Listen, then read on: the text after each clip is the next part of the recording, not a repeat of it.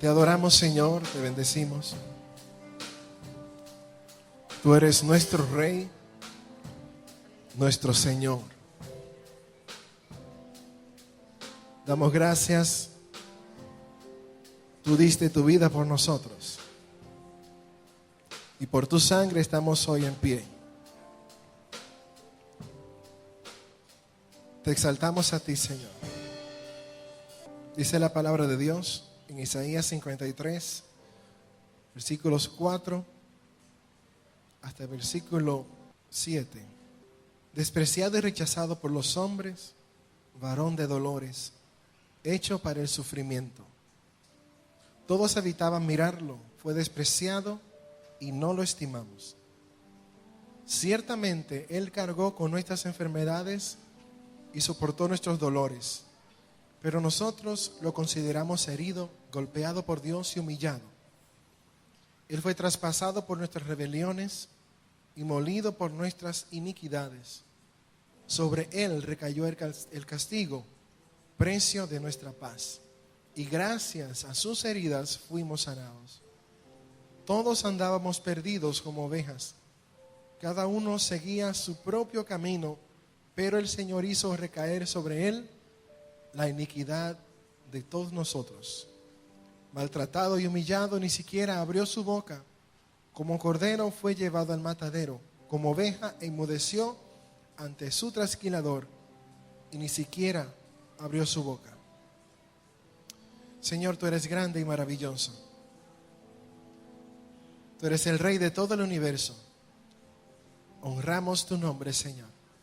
Te bendecimos. El Señor nos dejó este mandato para recordar que Él fue a la cruz para darnos salvación.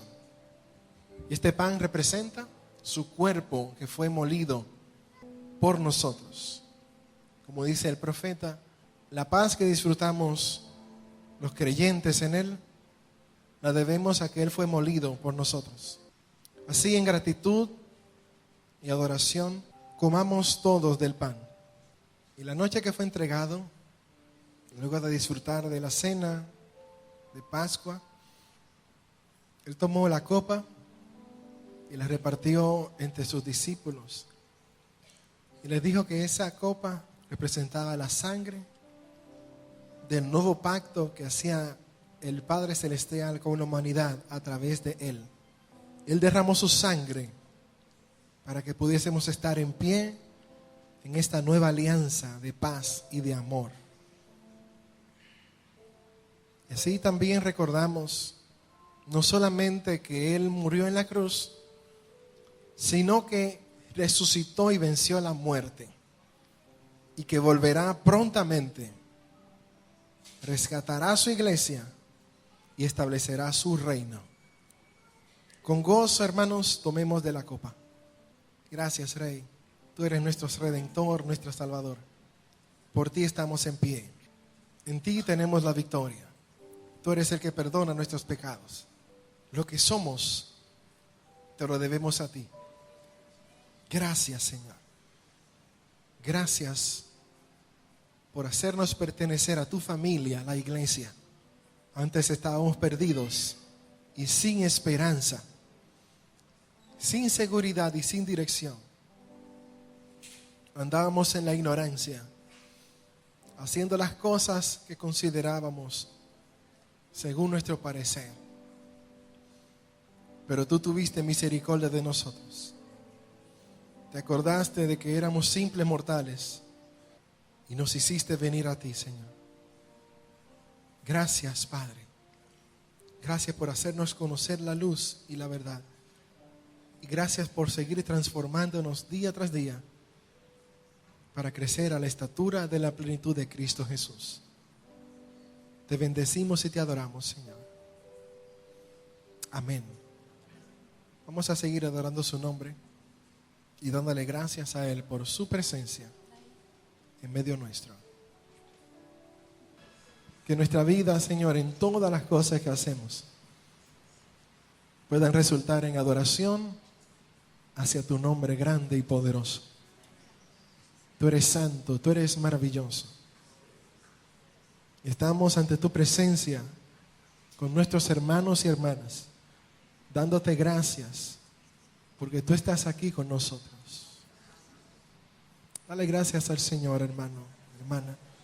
Dale gracias por tu estar en este lugar. Hemos convocado la presencia del Señor y Él está con nosotros aquí. Puedes rendirle todo tu corazón a Él y tu adoración.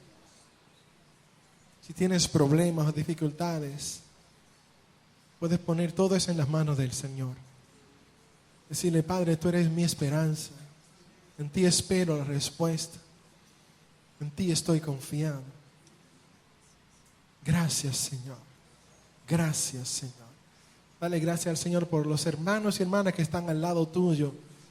Pide al Señor que los bendiga esta mañana, que los llene de su Espíritu Santo, que puedan sentir ese poderoso río de la presencia de Dios en sus vidas. Pide que el Señor los colme con su bendición. Pide que el Señor cubra su vida, su familia, su descendencia. Que el Señor cumpla el propósito soberano de Él en la vida de esos hermanos y hermanas que están al lado de ti. Pídelo con todo su ser.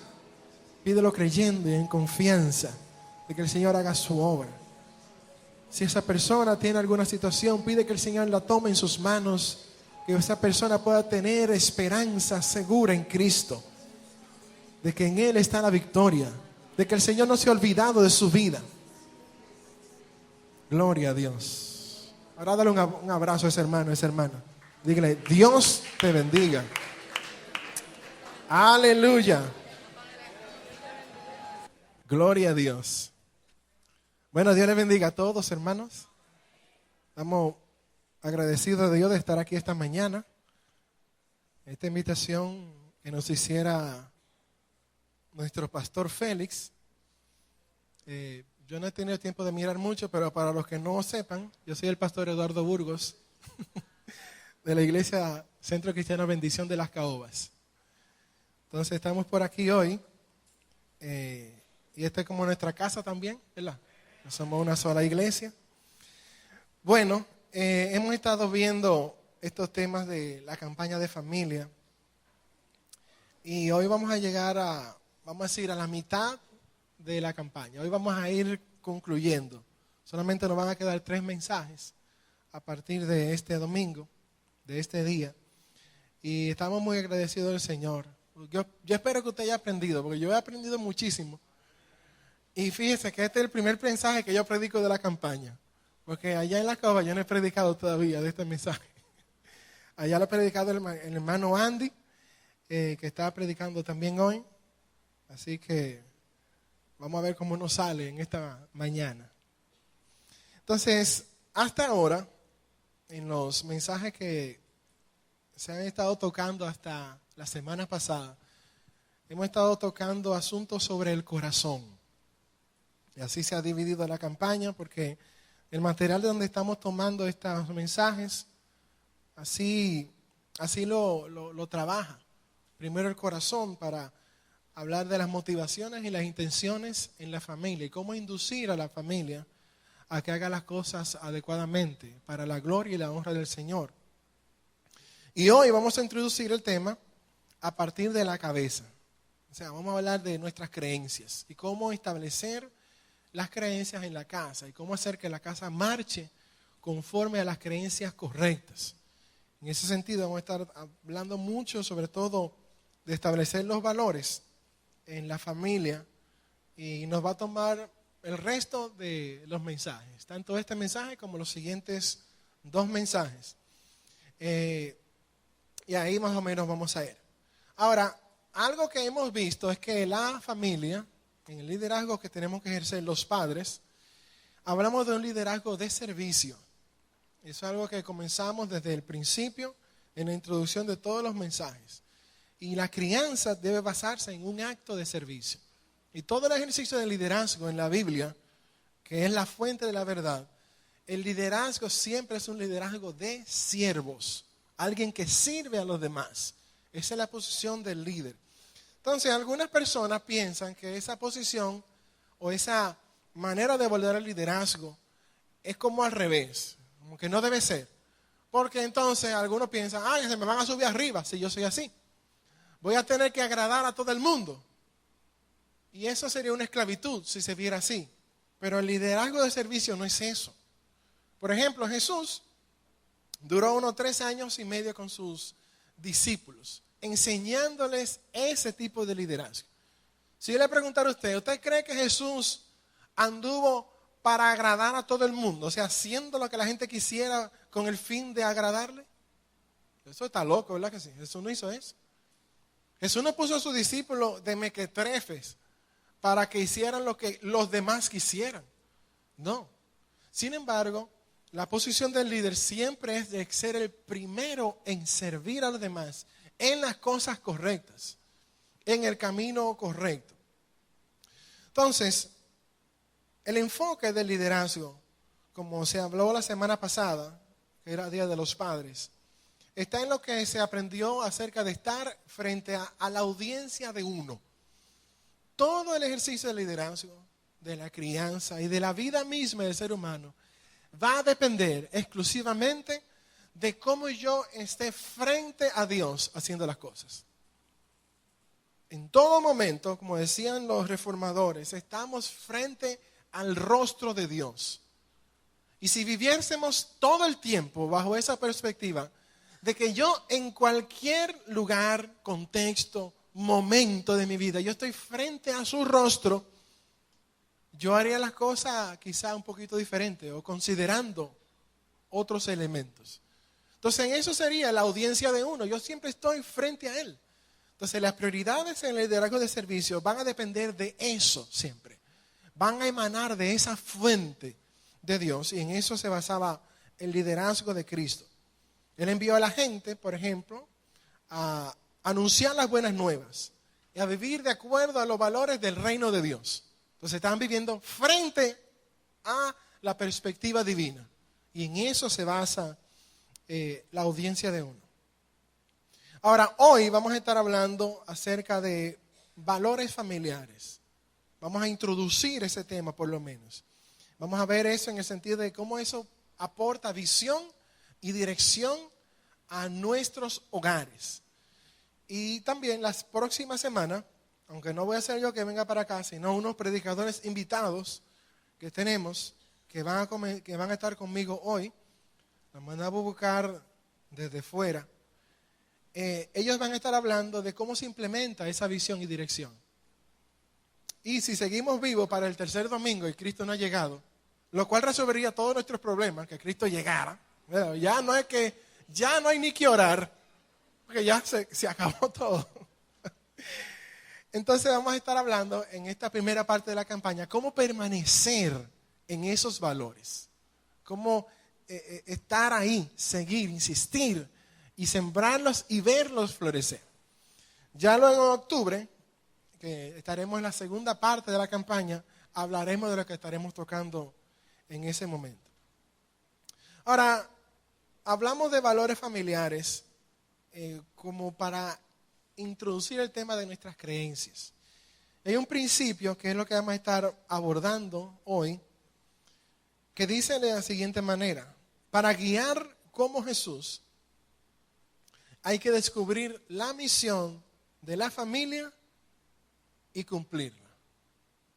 Ahí lo tienen en la pantalla. Para guiar como Jesús, hay que descubrir la misión de la familia y cumplirla.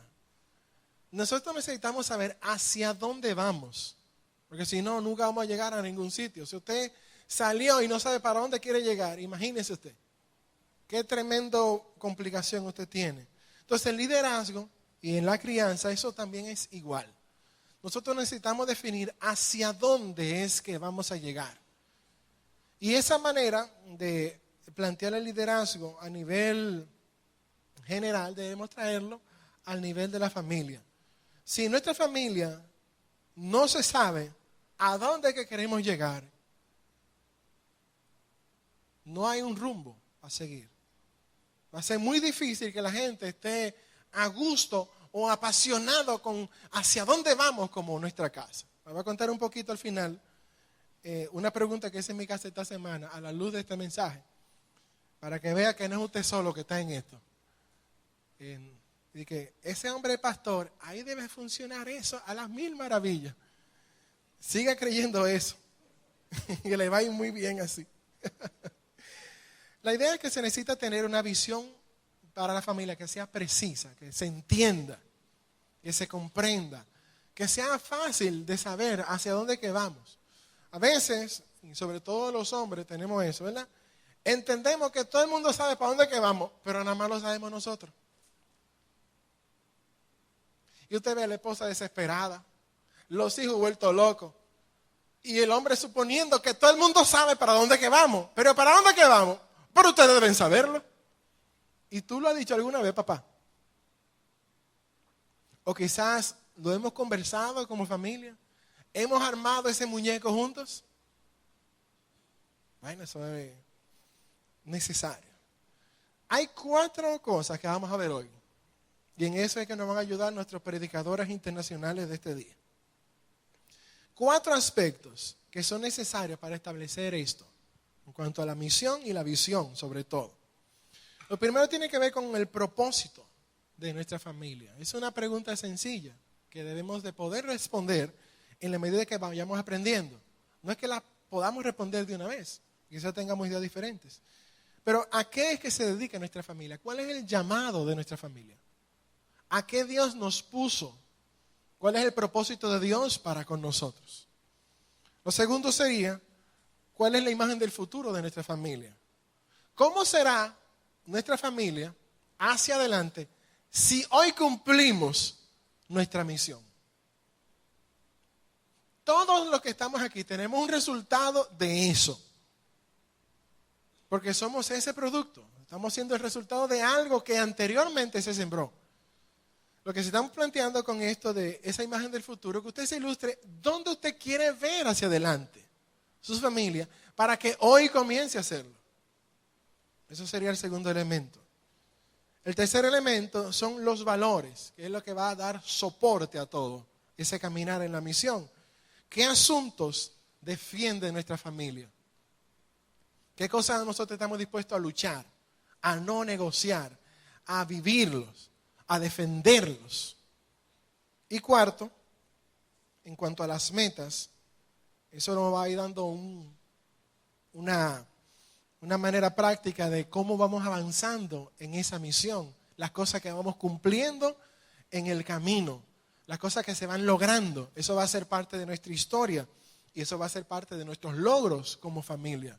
Entonces, todas esas cosas hay que tenerlas más o menos establecidas en nuestra casa. Un principio en esto sería, se lo voy a leer aunque va a salir en la pantalla. Una visión precisa te dice quién eres, o el propósito, a dónde vas, que es la imagen del futuro, y lo que guiará tu viaje, o tus valores. Entonces, una vez que se establece tu visión, puedes crear metas para informar a los miembros de tu familia acerca de lo que deben enfocar en este momento. Entonces, la visión provee ese significado a las metas. Ahora, algo que tiene que quedar claro cuando hablamos de establecer la visión de la familia, no es que la visión es mi visión. Otra vez, el pastor dijo que se debe hacer como yo digo que se debe hacer, porque es mi visión. Y hoy en día vivimos en una sociedad que fomenta el individualismo al extremo. Y cada persona tiene como su propio proyecto. Y aún los cristianos tenemos nuestros proyectos que pueden ser muy independientes del proyecto de Dios. Y queremos que Dios se meta en nuestro proyecto y en nuestra visión, aunque choque con la visión y el proyecto de Él. O sea, cuando hablamos de visión, en términos general y en términos particular para la casa, esa visión tiene que estar necesariamente atada a la visión de Dios. Hay un versículo, lo voy a presentar en 2 versiones, está en Proverbios 29, 18. Y dice, versículo bien conocido: donde no hay visión, el pueblo se extravía. Esa es la versión nueva, versión internacional. Ahora, la Nueva Traducción Viviente, que está ahí mismo, dice: cuando la gente no acepta la dirección divina, eso sería la visión. Y a eso es que nos referimos cuando hablamos de visión. La dirección divina se desenfrena. Yo no sé si a usted le ha pasado, pero a mí sí. Cuando usted anda medio chueco, ¿verdad?, en los asuntos espirituales, ¿qué le pasa a uno? Uno comienza como a medio considerar flaquear, ¿sí o no? ¿O eso es a mí nada más que me pasa? Bueno, a mí me pasa eso. Yo lo siento, que usted piensa que el pastor, ese hombre es un santo que bajó del cielo. Bueno, ese no soy yo. Cuando yo comienzo como medio a, hoy no voy a estar como, estoy cansado, yo no voy a estar en eso hoy de estar orando mucho. Y dejo un día así. Al otro día, no solamente me levanto un chin más tarde y no estoy en la presencia del Señor, sino que ni siquiera tomé mi Biblia. Bueno, el Señor conoce mi corazón, Él sabe. Y por ahí sigo. Mire, si el Señor no tiene misericordia y hace algo en el camino, uno llega lejos. Porque después uno, mire, está diciendo mala palabra por ahí, chismoseando, qué sé yo, haciendo lo mal hecho en el trabajo. Los hombres tirando unos piropos que no corresponden para un cristiano, ¿verdad? Mirando cosas que no tienen que mirar. Eso no pasa, a mí eso me puede pasar. Entonces cuando uno no acepta la dirección divina, uno se desenfrena. Eso es algo natural. Nosotros necesitamos estar encarrilados en la visión de Dios. Y nuestra familia necesita estar encarrilada en la visión de Dios. Ahora, yo en la caoba estamos haciendo una práctica y hasta ahora más o menos funciona. No es que tenga que funcionar aquí. Pero yo quisiera hacer una pregunta. No retórica, sino para que el que quiera pueda levantar la mano y pueda responderla. O tratar de responderla. ¿De acuerdo? ¿Se anima? ¿Se anima? No tienen que ser los líderes de la iglesia que respondan, porque siempre la gente está esperando y que hace una pregunta y de una vez miran por un lado y que ¿dónde está fulano? Ah, mira, ¿y tú no vas a contestar? La pregunta es bien sencilla y con eso vamos a darle paso luego a uno de los predicadores invitados de esta mañana. El asunto es que estamos con la importancia de los valores para nuestra familia. La pregunta que yo tengo es la siguiente. Si usted tuviera que escoger 4 palabras para describir valores en su familia, ¿cuáles serían? Al menos una. Vamos a ver. Valores que usted cree que serían buenos para su familia. ¿Quién se atreve? Vamos a ver, yo no me sé los nombres, así que me disculpan. Vamos aquí delante y así. Respeto, amor, con más fuerza. A ver. Honestidad. Esa era la misma, pastor. La misma, profesor. Allá atrás, compromiso. Fe. Espera. Y los hombres, vamos a ver, que nada más hasta ahora un varón. ¿No hay hombres que quieran participar? Bueno, pues las mujeres que dominen, entonces vamos aquí. Confianza. Temor. Ah, sí, servicio. ¿Quién más? Integridad. Mire, aquí está buena la cosa. Comunicación. Excelente. Ah, vamos a terminar con ese varón ahí que está vestido de verde. Sabiduría. ¿Cómo? Ok. Lo importante en esto es cómo incorporamos valores a nuestra casa. Que se sepan. Que no estén nada más en nuestra cabeza. Que no supongamos, pero nosotros somos una familia cristiana. No, que podamos establecer cosas prácticas, tangibles. Bueno, eso vamos a estar tratando de trabajar durante esta mañana y los siguientes 2 mensajes próximos. Y muchas gracias a todos los participantes. Aquí hay muchos participantes. Así es allá, ya hay que mandar a la gente, espérate ya, hermana. Y siempre igual allá. Las mujeres participan más que los hombres. No sé qué es lo que está pasando con los varones. Ok, entonces, vamos a comenzar a ver eso por partes. Esos 4 elementos que hemos anunciado. Y voy a pedir al primer predicador de la mañana que venga por aquí. Un hermano internacional, tiene este nombre de gringo, George Gómez. Gloria a Dios. Como cristianos, si vamos a establecer nuestra visión de familia, nuestro modelo debería de ser Jesús. Y Jesús tenía bien claro cuáles eran las causas por las que Él vino a este planeta. y se preocupó, y si estudiamos su vida, por dejarlo bien claro y comunicarlo bien claro a sus discípulos. Vamos a leer un par de pasajes donde podemos ver un ejemplo de esto. El primero será Lucas 4, del 14 al 21. Y dice: Jesús regresó a Galilea en el poder del Espíritu, y se extendió su fama por toda aquella región. Enseñaba en las sinagogas y todos lo admiraban. Fue a Nazaret, donde se había criado, y un sábado entró en la sinagoga, como era su costumbre. Se levantó para hacer la lectura y le entregaron el libro del profeta Isaías. Al desenrollarlo, encontró el lugar donde está escrito: El Espíritu del Señor está sobre mí, por cuanto me ha ungido para anunciar buenas nuevas a los pobres.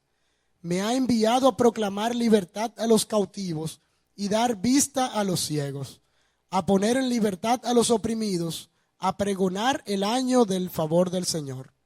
Luego enrolló el libro, se lo devolvió al ayudante y se sentó. Todos los que estaban en la sinagoga lo miraban detenidamente, y él comenzó a hablarles: Hoy se cumple esta escritura en presencia de ustedes. Amén. El siguiente está en Mateo 9, del 11 al 13. Dice: Cuando los fariseos vieron esto, les preguntaron a sus discípulos: ¿Por qué come su maestro con recaudadores de impuestos y con pecadores? Al oír esto, Jesús les contestó: No son los sanos los que necesitan médicos, sino los enfermos. Pero vayan y aprendan lo que significa: Lo que pido de ustedes es misericordia y no sacrificios, porque no he venido a llamar justos, sino a pecadores. Amén. Una declaración de visión que sea efectiva para nuestra familia tiene que responder a los esfuerzos de nuestros miembros, pero lo más importante, tiene que ser creída y adoptada por todos los miembros de nuestra familia. En mi caso, en la medida en que mi esposa y yo fuimos involucrándonos más y más en la iglesia, nuestros hijos empezaron a cuestionarnos y me preguntaban: ¿y por qué tú te tienes que quedar en el parqueo? ¿Y por qué tantas reuniones? Y como yo, por ejemplo, trabajo con el sistema, a veces tengo que trabajar, venir aquí día de semana y fines de semana, me preguntaban: entonces, Feli es tu jefe. Y una vez uno me dijo: diácono, ¿y cuánto te van a pagar? Porque sucede que para inculcarle una visión a nuestra familia no funciona igual que en una empresa. A raíz de eso, nosotros tuvimos que reunirnos con nuestros niños, con nuestros hijos, y decirles que a partir de ese momento, como parte de nuestra visión, estaba involucrarnos en la obra de Dios y en el servicio. Para mí y para mi esposa es mucho más fácil, porque nosotros sí estamos conscientes de lo que Dios hizo por nosotros. Sí sabemos de dónde Dios nos sacó. A mí me hacen falta 3 vidas para yo agradecerle mínimamente a Dios lo que hizo por mi familia. Pero mis hijos eran muy pequeños. Y la única manera que yo tengo y mi familia y mi esposa de inculcarle a mis hijos esa visión es que ellos me vean vivirlo día a día con pasión. Mi papá decía en mi casa que en mi familia no se decían malas palabras, pero mi papá decía malas palabras.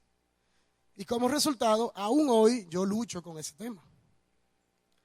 Yo escuché una vez un refrán que dice: lo que haces no me deja escuchar lo que dices. La única manera de que nuestros hijos crean y hagan parte de ellos nuestra visión es que día a día nos vean vivirla. Y que con nuestro proceder y con nuestra visión puedan tener una imagen del futuro. Jesús hizo esto. Jesús definió una clara imagen ante sus seguidores de lo que era el futuro. En Mateo 28, del 18 al 20, dice: Jesús se acercó entonces a ellos y les dijo: Se me ha dado toda autoridad en el cielo y en la tierra. Por tanto, vayan y hagan discípulos de todas las naciones, bautizándolos en el nombre del Padre y del Hijo y del Espíritu Santo, enseñándoles a obedecer todo lo que les he mandado a ustedes. y les aseguro que estaré con ustedes siempre hasta el fin del mundo. Una visión del futuro, una mirada al futuro no es una meta. Una meta es algo puntual que cuando ocurre será parte del pasado y habrá que buscar una nueva meta. Una mirada al futuro es una visión esperanzada de a dónde queremos llegar a través de nuestra visión y nuestro proceder. Al establecer nuestra visión, todos debemos de hacernos la siguiente pregunta: ¿cómo será el futuro de nuestra familia si las cosas siguen planteadas como están ahora mismo? Dios los bendiga. Dios les bendiga. ¿Están alegres? Me lo han puesto difícil estos dos expositores anteriores. Uno importado desde la caoba y el otro importado desde aquí, por importado. Soberano es nuestro Dios que nos permite compartir estas oportunidades, estos mensajes que nos ayudan a nosotros a estructurar una familia conforme al llamado de Dios y no conforme a lo que nosotros queremos, no conforme a lo que nosotros creemos que debe ser una familia, porque no sé por qué será, donde quiera que nosotros como hombres metemos la mano, automáticamente comienzan a caerse los palitos. Ahí leí en esta semana un chiste que me mandaron y quiero comentarlo con ustedes porque tiene una gran enseñanza. Y el chiste era así, decía que un hombre agarró un caballo con una burra y creó una mula. El caballo con la yegua se reproduce. El burro con la burra se reproduce. Pero el caballo con la burra crea una mula que no se reproduce. Entonces, el llamado de Dios original a nosotros fue que nos reprodujéramos, pero que nos reprodujéramos con parámetros de vida. Y nos enseñó a hacer eso. Nos enseñó a crear una línea vertical, que aceptáramos la creación de Dios como buena y válida, porque Él, detrás de cada proceso, pasó un inventario y se dio cuenta que todo era bueno y bueno en gran manera. Y le puedo asegurar que hasta ese momento no habían mulas, ni habían dos papás con un niño, ni habían dos madres con un niño, sino que había una pareja, un hombre y una mujer, que como creación de Dios podían reproducirse y traían hijos. Y a esa institución, ¿saben cómo Dios le llamó? Familia. Dios creó dos instituciones. Una fue la familia, la primera, y la segunda fue la iglesia. Y justamente de cómo se estructura una familia, cómo se estructura la iglesia, cómo se estructura Dios para gobernar todas estas cosas, es de lo que nosotros queremos en estos 4 mensajes que han pasado, transmitirle y fijar en ustedes y en mí, para que podamos vivir una vida conforme al plan de Dios, para que tengamos una familia conforme a Dios y no conforme a nuestras necesidades, que ya está demostrada que no son buenas. Bendito sea Dios. Cuando los fariseos se llegan a Jesús y le hacen una pregunta, la hacen después que otro grupo que se creó en el mismo tiempo que los fariseos, y aquí voy a hacer un pequeño paréntesis, entre el Antiguo Testamento y el Nuevo pasaron 400 años. En esos 400 años se estima que no hubo ningún profeta de parte de Dios que escribiera mandato de Dios alguno. Pero sin embargo, se crearon 5 grupos, de los cuales yo voy a mencionar 2 hoy. Uno es los saduceos, que era una casta religiosa, de donde nacen los que creen hoy en día todavía en la reencarnación del alma. Y surgió otro grupo que era contrario a ese, que se llamaban los fariseos, que creen en que las almas resucitan, lo cual nosotros también creemos. Pero ¿qué acontece? Estos dos grupos, aunque dominaban la casta religiosa del momento, eran opuestos. Pasa el primer grupo y se enfrenta al que nadie puede enfrentarse, porque es vencedor, y como nombre lo tiene fijo en un muslo cuando él venga, que él salió para vencer, siendo él vencedor. Y al entrar en esta conversación con el Señor, le pusieron diferentes tipos de pruebas. Y una de ellas fue para ver si lo entraban en conflicto con el gobierno, con el imperio. La primera pregunta que le hacen es: háblame, ¿es lícito pagar tributo al César? ¿Por qué la pregunta? Porque si Cristo en ese momento se oponía al régimen del momento, el régimen del momento obligatoriamente tenía que llamarlo como sedicioso, y como sedicioso era merecedor de cárcel y muerte. Pero astutamente él responde: muéstrenme la moneda. Y al mostrar la moneda pregunta: ¿de quién es esta inscripción? Le dijeron: de César. Pues entonces a César denle lo que le corresponde a César, y a Dios lo que le corresponde a Dios. Y aquí hizo automáticamente una diferencia y comenzó a marcar una pauta de que las cosas que el mundo persigue, que las cosas que el hombre persigue, no son las cosas que Dios persigue. Son completamente diferentes, ni se parecen. Y muchas veces nosotros tendemos a confundirlas, y son cosas que están claramente definidas. Cristo en toda su trayectoria impulsó el llamado y llevó a conocimiento de que la voluntad de Dios era completamente contraria, y el modelo de Dios era completamente contrario al modelo de los hombres. Y es por esto que al encontrarse con los fariseos ahora, estos le traen otra pregunta, al ello ver que Cristo, y así lo expresa el texto en el libro de Mateo, en el capítulo 22, a partir del verso 15.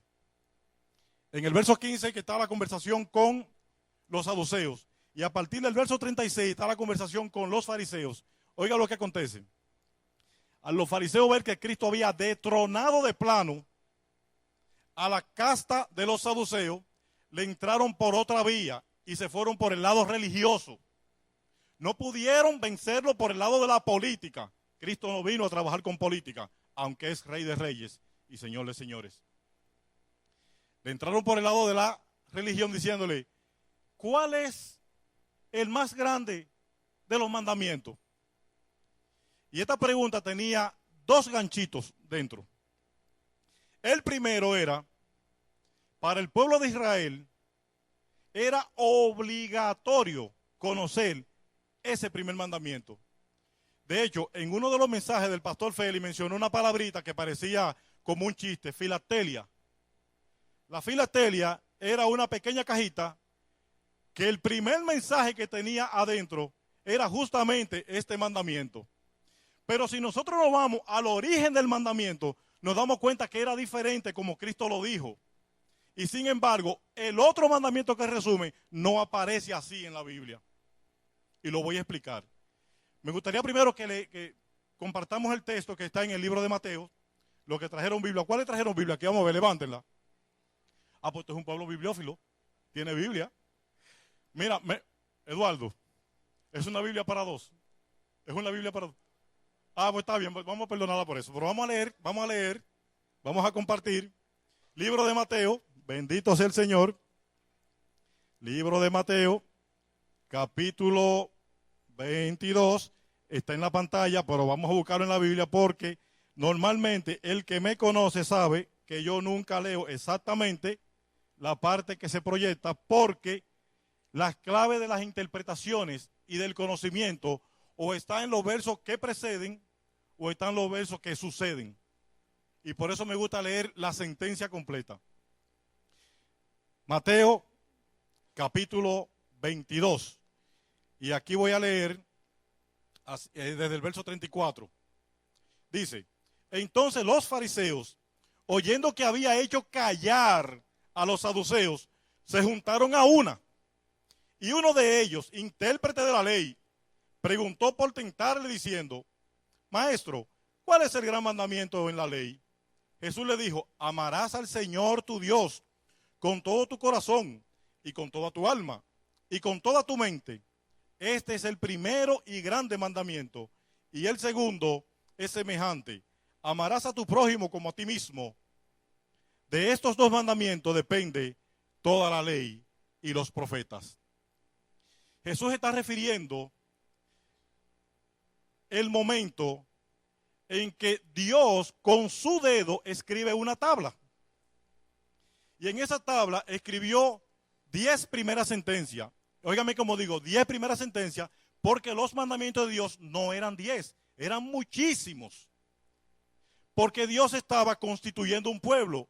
Y al hacer una constitución, no soy abogado, aquí hay muchos abogados, pero en una constitución está una ley base, que es la constitución. De esa ley dependen otras leyes que son subjetivas, y luego vienen decretos, después vienen otro tipo de mandatos que complementan todo lo que es la constitución de un pueblo. Vamos al libro de Éxodo para que ustedes vean cómo era el mandamiento original. Libro de Éxodo, capítulo 20, desde el verso 1. Los voy a ayudar con la lectura. Dice así: y habló Dios todas estas palabras diciendo: yo soy Jehová tu Dios, que te saqué de la tierra de Egipto, de casa de servidumbre. No tendrás dioses ajenos delante de mí. No te harás imagen ni ninguna semejanza de lo que esté arriba en el cielo, ni abajo en la tierra, ni en las aguas debajo de la tierra. Ni no te inclinarás a ellas, ni las honrarás, porque yo soy Jehová tu Dios, fuerte, celoso, que visito la maldad de los padres sobre los hijos, hasta la tercera y cuarta generación de los que me aborrecen. Y hago misericordia a millares, a los que me aman y guardan mis mandamientos. No tomarás el nombre de Jehová tu Dios en vano, porque no dará por inocente Jehová al que tomare su nombre en vano.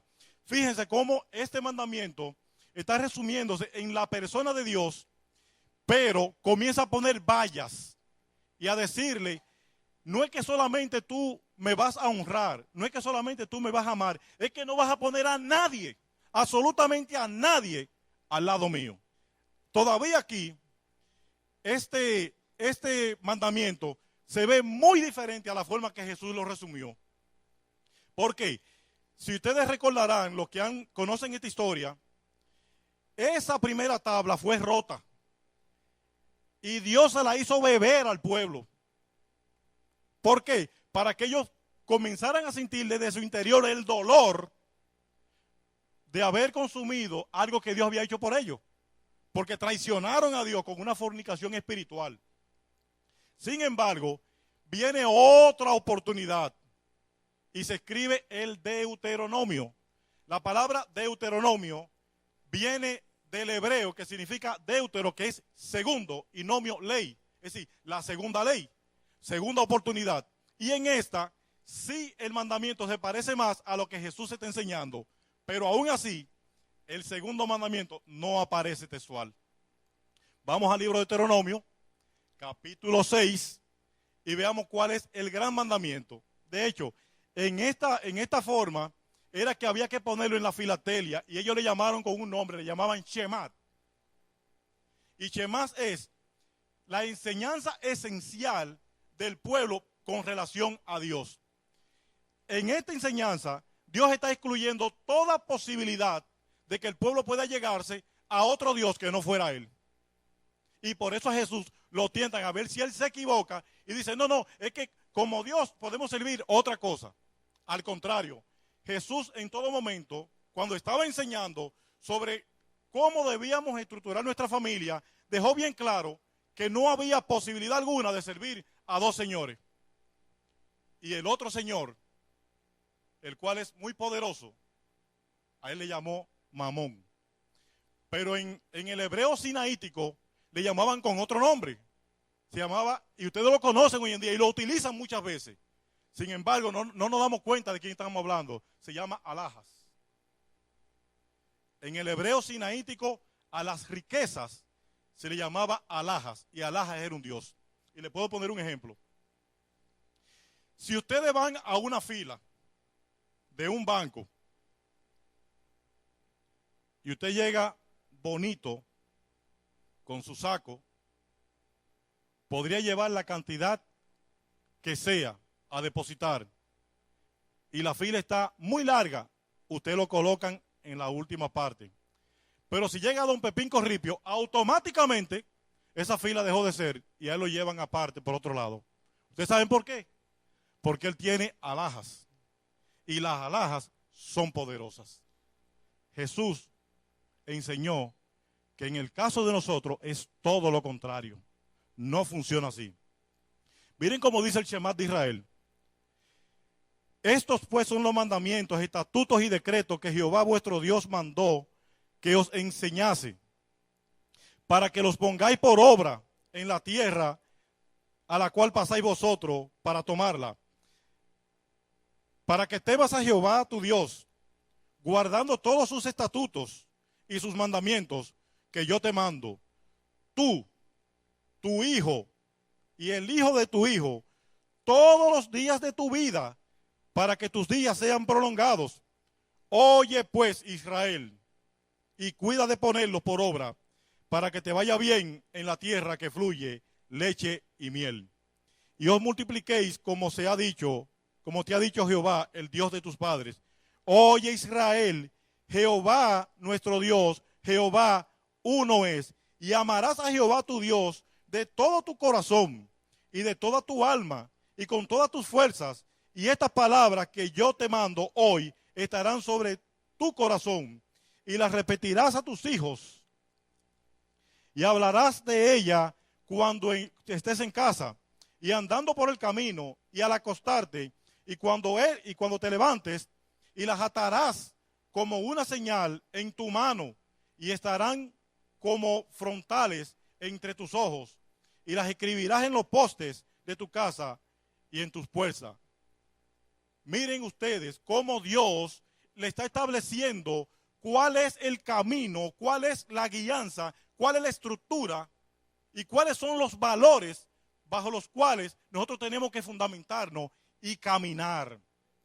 Este pueblo pudo haber llegado en pocos días desde Egipto a la tierra prometida. Sin embargo, el mandamiento que Dios dio, que se lo dio a Moisés, cuando fue transmitido, ellos no lo entendieron. Y como no lo entendieron, duraron 40 años dando vueltas.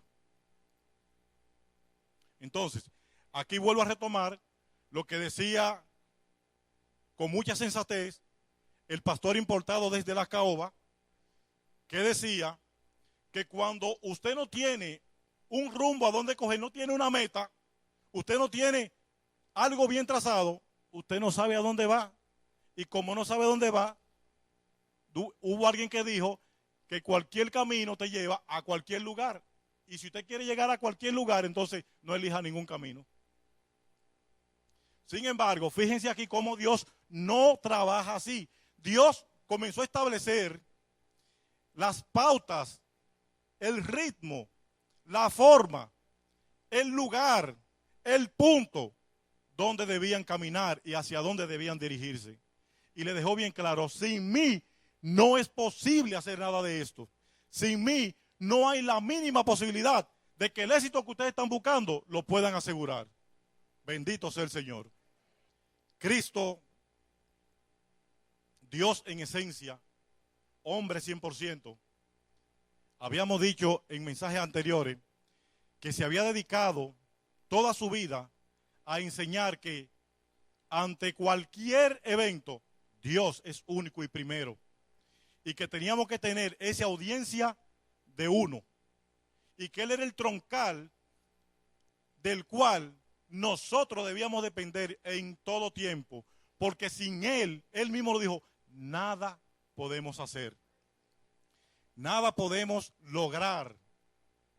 No hay ningún objetivo que usted pueda trazarse y lograrlo si no establece metas claras y sobre todo un plan escrito bien estructurado. Dios nos ha llamado a nosotros a vivir una vida recta y a vivir en el plan de Dios y no en el plan de los hombres. ¿Por qué? Porque el plan de los hombres es cambiante. Sin embargo, el plan de Dios es eterno. y Cristo fue el mejor modelo de eso. En el libro de Lucas, capítulo 6, desde el verso 20 al 23, Cristo está estableciendo la forma diferente de cómo nosotros debemos planificar nuestra vida y la vida de nuestra familia, que depende de nosotros. Cuando Dios instituyó a la familia, puso al hombre como cabeza de la familia y a la mujer como su ayuda idónea, como el complemento perfecto para que la obra de Dios se llevara a cabo. Oigan este mandamiento. En hebreo él utilizó la palabra enshit. Enshit significa llenar la tierra. Pero al hombre y a la mujer le dio nombres parecidos. Y qué coincidencia, o mejor dicho, diosidencia, que el nombre que le dio al varón es la raíz del nombre de Jesús. Él le llamó Ish al hombre y a la hembra le puso Isha. El nombre de Jesús en el hebreo original es Yeshua y comienza con ISH, que es la raíz de el varón, y por eso Cristo vino a ser el postrer Adán. Y Dios le dio planes específicos a Adán, y de la misma manera que Adán comenzó a ejecutar ese plan bien hecho hasta que vino la intromisión del maligno y todo ese plan se desmoronó, vino Cristo y lo restauró todas las cosas, haciendo las cosas como debían ser. Y es por esto que aquí él comienza a trazar pautas. Miren lo que dice el libro de Lucas. Dice, a partir del verso 20.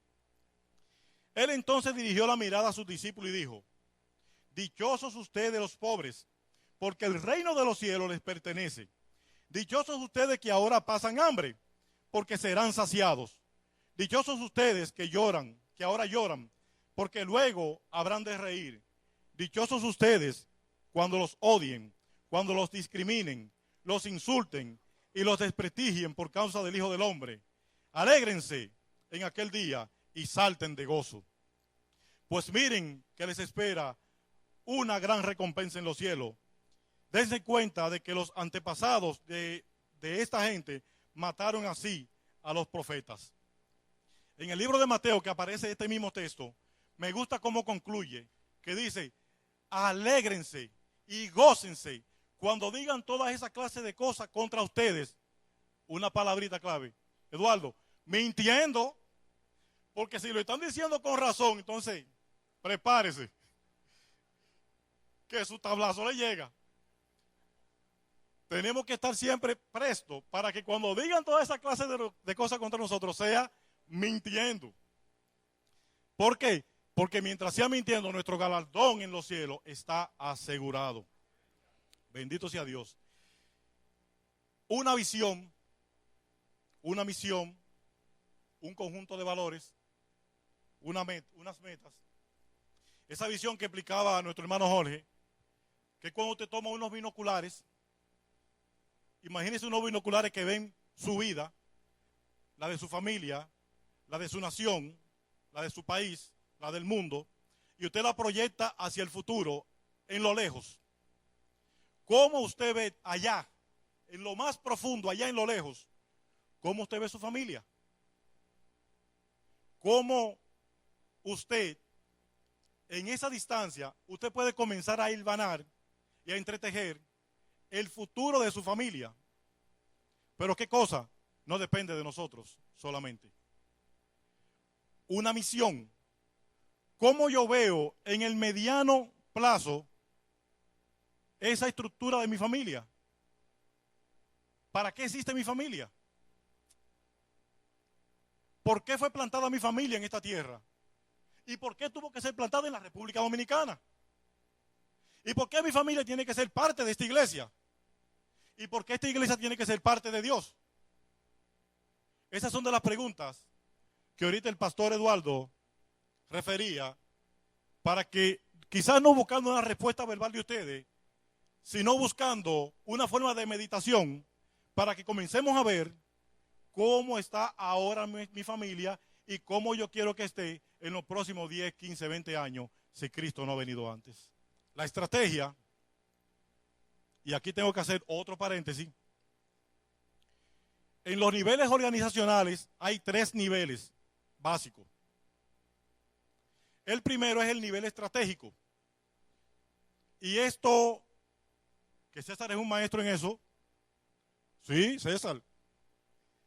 En el nivel estratégico está la parte filosófica de las empresas, de la familia, de la iglesia, de la sociedad. La parte filosófica, el que dice los enunciados básicos sobre los cuales debe estructurarse toda la organización a fin de lograr alcanzar el conjunto de metas que nos tracemos.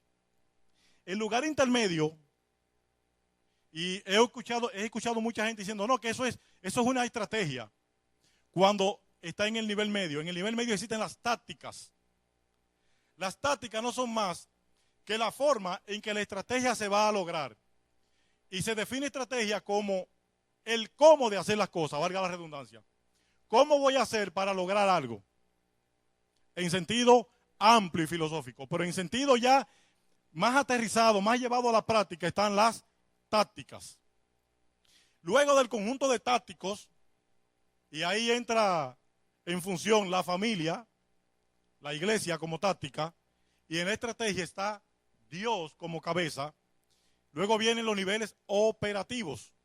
Y los niveles operativos son los miembros de la iglesia, los miembros de la familia. Y cuando menciono a la iglesia, lo divido de la familia porque la iglesia es familia de familias. ¿Recuerdan primeros principios? La iglesia es familia de familias. Entonces, la familia tiene que articular elementos y tareas para ejecutarse por una simple persona o una simple unidad. Ese conjunto de tareas que se segregan y se dividen son las que ayudan a que esa parte táctica logre metas tácticas, pero que a la misma vez que todas las metas tácticas se comienzan a ejecutar, logren esa estrategia que le implanta Dios. Bendito sea Dios. Pero no es posible cuando usted no sabe a dónde va con ciencia cierta, no tener vallados que lo ayuden a caminar. Ese conjunto de vallados, ¿sí?, esos palitos que ponen para que usted camine, es lo que nosotros hemos llamado, bendito sea Dios, los valores.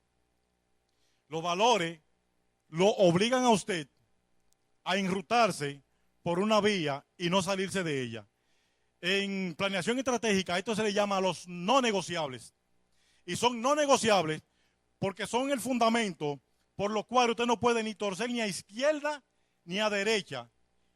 Y en la mayoría de los casos ni retroceder, sino simplemente caminar hacia el frente.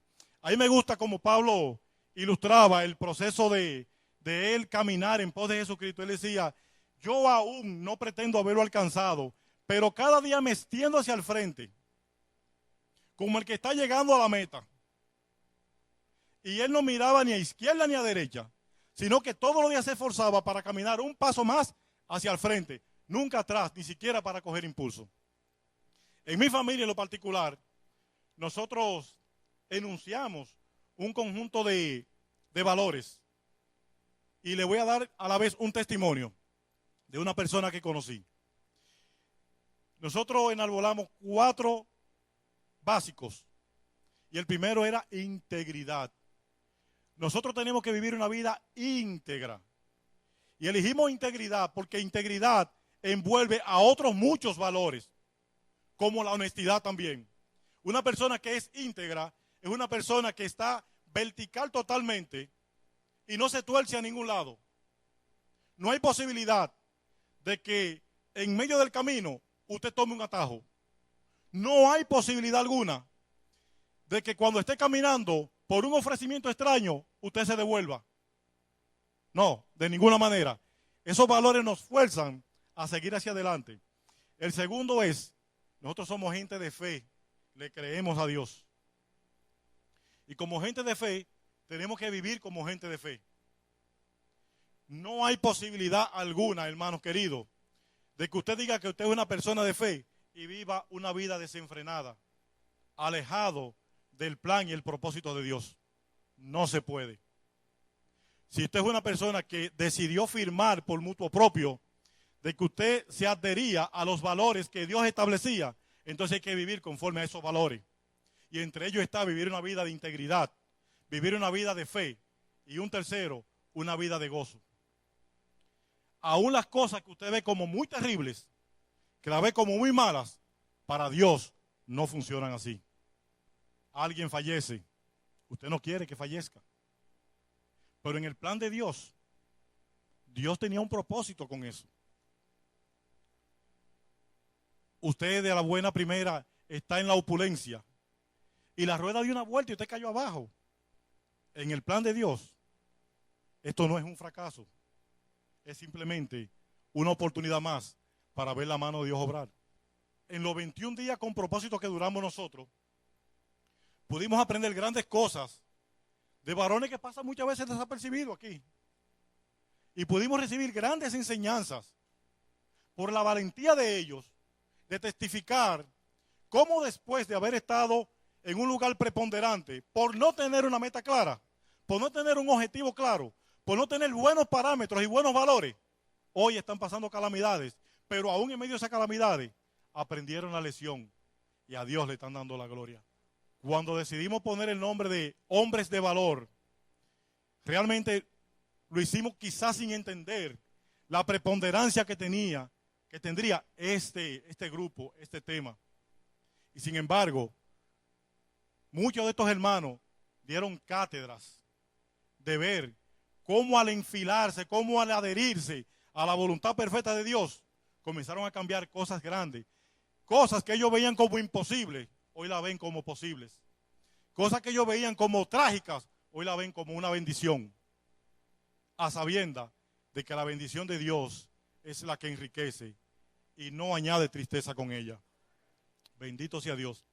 Cristo en esos enunciados, que no varió en ningún momento su plan, ni antes de morir, ni después de muerto y resucitado, ni después que se fue al cielo. Tenemos la enseñanza que leímos en el libro de Mateo, en el capítulo 22, donde Jesús, antes de morir, está comisionando a su pueblo. Muere, resucita y vuelve otra vez con el mismo tema, a volver a comisionar a su pueblo. Al principio le dice que no vayan a algunos terrenos, que no vayan a algunas zonas, sino que se queden exclusivamente a las ovejas perdidas de Israel. Es decir, quédense en Israel, quédense en Jerusalén, no salgan de aquí. Pero luego que Él resucita, le abre el camino nuevamente en el libro de Mateo, en el capítulo 28, donde leyó nuestro hermano Jorge, y le dicen ahora es a las naciones. Ya no solamente es Jerusalén, es a las naciones. Pero le tengo una noticia. En el libro de Hechos, capítulo 1, cuando Jesús se está yendo, es el enlace que hay entre el capítulo 28, Jesús ascendiendo, y el capítulo 1 del libro de Hechos, Cristo ascendiendo, y le dice, óiganme algo, no se vayan de aquí ahora, quédense un momentico, porque le voy a mandar un regalo que van a recibir poder para que me sean testigos. Y aquí le abre otra vez, ya no en Jerusalén, sino que vayan a Samaria, a Capadocia y a todos los confines de la tierra. Y le está estableciendo el plan que Él quiere que sigan. Y aún Él se va, comienza a instruir a los apóstoles, y en el mensaje de los apóstoles le dicen, vaya y hagan discípulos a las naciones, bautizándolo en el nombre del Padre, del Hijo y del Espíritu Santo, enseñándole que guarden todas las cosas conforme yo se las he enseñado. Alabado sea Jesucristo. Cristo es sabio. Cristo es grande. Y nos está dando las pautas necesarias para que encaminemos nuestra familia al éxito. Un plan obligatoriamente tiene que ser escrito. No hay forma de que usted pueda decir, tengo un buen plan, y ese plan está en su cabeza. Si su familia no conoce de ese plan, está perdido, porque cada uno estará caminando por su propia senda. Para la parte que sigue, vamos a traer el importado de la caoba que nos ayude aquí, porque creo que él tiene mejor cualificación para esto. Pastor Eduardo, a Dios la gloria. Realmente, señores, miren esto. Esta creación humana que tengo aquí en las manos es lo que nosotros debemos perseguir. Y lo voy a desglosar. Pastor, escúcheme que le robe 2 minutos. Sí. Todos saben lo que es una sombrilla y saben su construcción. Tiene un palote central, ¿verdad? De donde se sujetan todas las cosas. Imagínense ustedes que yo quito este palote. ¿La puedo utilizar como sombrilla? ¿Verdad que no? Sería un poco incómoda. Pero del palote central salen unas barras. ¿Lo pueden ver? Esas barras sostienen una tela. La tela, las barras, están unidas al palote central a través de el principio que hay aquí arriba. Tiene como una especie de piñoncito. Ese piñoncito tiene un alambrito en el medio que la sujeta a todas. Por eso, usted puede encerrarla, pueden abrirla, la utilizan como cobertura. Esta sombrilla es el plan de Dios. Ese palote central que ustedes ven es Dios. Sin ese palote central no es posible que todas las demás cosas puedan estructurarse. La tela es la iglesia, institución creada por Dios. Pero la iglesia es una familia de familia. Y como familia de familia agrupa a todas estas varillas, que son las familias individuales. Pero cada familia individual tiene que establecer metas y planes conforme no a ella, sino a lo que establece esta varilla, esta barra central. Porque si cada uno comienza a desarrollar planes fuera de lo que estableció originalmente esta varilla, no será una sombrilla. Usted puede salirse de la sombrilla y quedaría fuera de la cobertura. Pero sin embargo, cuando estamos debajo de ella, esta sombrilla nos sirve para muchas cosas. Nos taparía del sol inclemente, de la lluvia que nos puede enfermar. Nos puede servir hasta como un alma. Pero sobre todas las cosas, nos enseña a que Dios es uno y que la familia unida, debajo de la familia de familia, unida a ese Dios, es invencible. Dios le bendiga. Dios le guarde. Aleluya.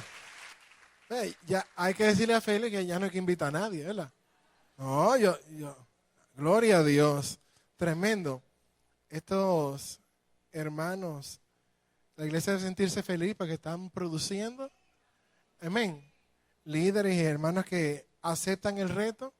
Yo sé que como ellos hay otros más ahí, por ahí, que también el Señor ha estado llamando. Así que le damos muchas gracias a Dios. Yo creo que hay muy pocas cosas que decir ya, porque ambos hermanos han sido muy precisos en cuanto a este tema de cómo dar dirección a la familia. Necesariamente, como decía el hermano Jorge al final, Dios tiene que ser el centro de todo. Pero no simplemente como un enunciado religioso. Si le preguntamos a cualquier dominicano, va a decir que Dios es lo primero. Ahora, en la realidad, Dios es el que está primero en nuestras vidas, o en nuestra casa, en cómo nos conducimos. Ahí sería que está todo el asunto. Como padres, y con esto vamos a concluir esta mañana, nosotros tenemos que convertirnos como forjadores de la visión, en lo que han hablado los Jorges esta mañana. Es a nosotros los padres los que nos toca eso, ser los visionarios, lo que vayamos a plantear cómo se va a llevar a cabo la visión de Dios en nuestra casa. ¿Cómo vamos a traducir esa visión general de Dios a esa visión particular que nos da a cada familia?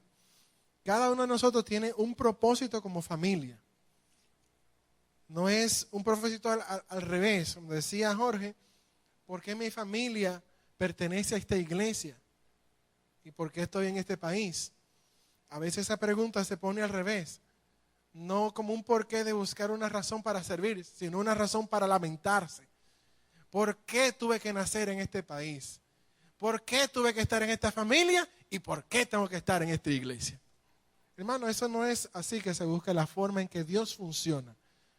Dios tiene todo ordenado para traer su bendición y para que andemos en su visión, en las cosas como Él quiere que sean y las cosas como Él sabe que funcionan. Entonces, debemos de convertirnos en forjadores de la visión. Esta semana yo le pregunté en el devocional de nuestra casa, que hacemos una vez a la semana, a la luz de lo que hemos estado viendo en esta serie de mensajes. El pastor Andy haya ido poniendo como algunas tareas para las familias y me correspondió hacer poner la estructura del mensaje de hoy, y quise hacer esa pregunta en mi casa. El miércoles nos reunimos a hacer el devocional. Eso es un tiempo bien especial con sus luchas y sus progresos, y tener hijos, ¿verdad?, pequeños es un asunto que hay que vivirlo y disfrutarlo, porque sabemos que al final vamos a sembrar.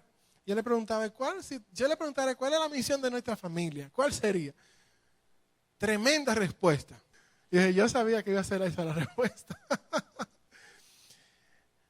Y hablamos, vamos a poner entonces una misión para nuestra familia, que sea clara, que sea sencilla y que se pueda lograr. Y comenzamos, por lo menos lo enunciamos, porque eso tenemos que seguir trabajando esta semana y en las siguientes semanas y en los siguientes años por venir. Y escogimos ese texto sobre el gran mandamiento. Vamos a ver, trabajamos esto como si fuera la misión de nuestra casa. Pero cada uno de nosotros tiene que llevar eso a su casa, hacerse esa pregunta, ¿cuál es la misión? Ser honesto, porque es que no nos la sabemos todas, estamos aprendiendo todos aquí. Y llevar esa pregunta, esa cuestionante, ¿hacia dónde nosotros vamos como familia? Quizás los que no tengan hijos, ¿hacia dónde vamos como pareja nosotros? ¿Cuál es el propósito? ¿Por qué Dios nos unió? ¿Por qué estamos formando parte de esta familia de familia? ¿Qué papel yo juego dentro de todo ese engranaje en el que Dios trabaja su visión en la historia que Él va desarrollando? Esas son cosas que nosotros como padres debemos que llevar a cabo. Un pensamiento muy importante que dicen los hermanos que trabajan mucho el tema de la dirección de los hijos es este: si dejan que los hijos vayan sueltos sin dirección o guía, van a perder el rumbo. La unidad familiar se fracturará, pues cada quien irá en la dirección que le parezca mejor. Las directrices son fronteras que canalizan la energía en una cierta dirección. Es como un río. Si se le quitan las márgenes, ya no será un río, sino un gran charco sin dirección ni movimiento. Lo que mantiene al río fluyendo son sus márgenes, sus fronteras. Entonces tenemos que establecer la dirección de Dios. Entonces debemos de convertirnos en nosotros en visionarios para nuestra familia. Pero para eso nosotros tenemos que tener primero esa visión de Dios en nuestras vidas. No es posible que nosotros podamos cumplir el plan de Dios a nivel de la familia si como cabeza de la familia, los padres, nosotros no estamos ordenados con Dios primeramente. Y ahí empieza todo. Podemos tener toda la sabiduría que nos aportan los libros, la instrucción, los mensajes, los estudios bíblicos y todo eso. Pero si Dios no está ocupando el centro, el primer lugar en nuestras vidas, no vamos a poder transmitir la visión a la casa. Y ahí está el asunto de los padres, cómo convertirse en visionarios. Usted no tiene que ser un doctor en terapia familiar, no tiene que saberse la Biblia completa de memoria. Ahora usted tiene que tener a Dios como la persona más importante en su vida. Y Él va a ser entonces, en la medida que usted se disponga, el que le ayude a establecer las metas para su casa, la visión que van a recorrer, hacia dónde usted quiere llegar en su familia y cómo su familia cumple el plan de Dios a través de la iglesia local. Entonces hay algunas preguntas que nos podemos hacer. Y le pido que si está con su pareja o con sus hijos, se tomen de la mano. En este momento puedan pensar en estas preguntas con las cuales terminamos. Primero es si has trabajado alguna visión para tu familia. Y si tú has hecho algo así, la siguiente pregunta sería si tú estás viviendo de acuerdo a esa visión. Y si la respuesta con honestidad es no, entonces, ¿cuál tú quieres que sea la visión para tu familia? ¿En qué cosas está involucrada tu familia actualmente? ¿Cuál es el propósito por el cual tú estás viviendo? ¿Qué valores tú estás llevando a tu familia? Decía el hermano Jorge que decía a su papá: en mi casa no se dice mala palabra. Y era el hombre que decía las malas palabras. Aquí somos una familia cristiana, pero tus hijos no te ven leyendo la Biblia. No te encuentran orando algún día por ahí. No te encuentran inspirando a los demás en el caminar de Dios. Entonces, ¿cómo tú quieres que se siembren los valores de Cristo en la casa? No quieres que tus hijos se guíen por el materialismo. Sin embargo, lo que se plantea en la casa es la codicia, el alcanzar logros materiales solamente por encima de todo. Entonces, los valores tienen que estar realizables en base a lo que tú, como papá y mamá, lo viven en la casa. ¿Qué metas tenemos como familia? ¿Y qué se necesita para cumplir esas metas? Con todo esto, como decía el Señor Jesús en el resumen de toda la ley, lo primero que tenemos que hacer es amar a Dios por encima de todo, con todo nuestro corazón, con toda nuestra alma, con todas nuestras fuerzas. Y vivir eso de la otra forma, en el segundo mandamiento: amar a nuestro prójimo como a nosotros mismos. Yo le quisiera pedir que puedan cerrar sus ojos y vamos a orar y darle gracias al Señor por esta mañana tan especial en la que hemos podido compartir cada uno. Lo que el Espíritu Santo quiere de nosotros es que seamos honestos. Que seamos honestos en cuanto a en dónde estamos hoy como personas, y en ese sentido, cómo como personas encajamos en nuestra familia, o qué influencia le estamos dando a nuestra familia para que cumpla el propósito para el cual ha sido llamado. Esta semana, iniciando este día, en esta tarde, es un buen momento para que tú planifiques esa conversación con tu esposa, con tus hijos, la pareja primeramente y luego con los hijos, y que te cuestiones: ¿cuál es el propósito de nuestra casa? ¿Para qué vivimos nosotros? ¿Hacia dónde nos dirigimos? ¿Cómo nuestra familia fortalece la iglesia? ¿Cómo nuestra familia es un reflejo de la gloria de Dios? ¿Cómo nuestra familia participa de esa misión que nos dejó el Señor por encargo? Y tú puedes ser honesto y en esa misma medida hacer una cosa primero y luego otra, poco a poco. Los que nos visitan y aún no son creyentes, el primer paso que se debe dar es conocer a Dios. Y si tú estás aquí esta tarde, es porque Dios está interesado en que tú le entregues tu vida. No hay otra razón por la cual Dios te trajo aquí, sino para que tú puedas conocerle. Y para eso tú tienes que ser honesto también. El Señor es el soberano y no hay nada oculto delante de Él. Y así mismo tú no puedes ocultarte. Dios te ha estado llamando hace mucho tiempo. Ha puesto muchas personas a lo largo del camino diciéndote la misma cosa: entrégate a Dios, dale tu vida al Señor. Lo has escuchado, lo has visto escrito, amigos te lo han dicho, y hoy llega el momento en que tú tengas que decidir y decirle al Señor: sí, me entrego a ti, te entrego todo lo que soy, perdona mis pecados, te reconozco como el Señor y Salvador de mi vida. Si tú quieres hacer eso esta mañana, haz esta oración conmigo. Di estas palabras al Señor: Señor, muchas gracias. Puedo comprender que tú me estás llamando. Yo te entrego mi vida esta tarde. Me arrepiento de mis pecados, de haber vivido apartado de ti, haciendo cosas que no te agradan, las cuales tú conoces. Gracias por hacerme entender que mi mayor necesidad eres tú. Te rindo mi vida esta mañana. Te entrego todo mi ser a ti. Hazme una nueva persona. Que yo pueda, Señor, servirte. Transfórmame, Señor. Cámbiame. Te doy gracias. Hoy declaro a Cristo como el Señor y Salvador de mi vida, como el dueño de todo mi ser. Muchas gracias, Señor. Gracias. En cada asiento hay unas tarjetas que quisiera que pudiera llenar cada uno de los que están presentes.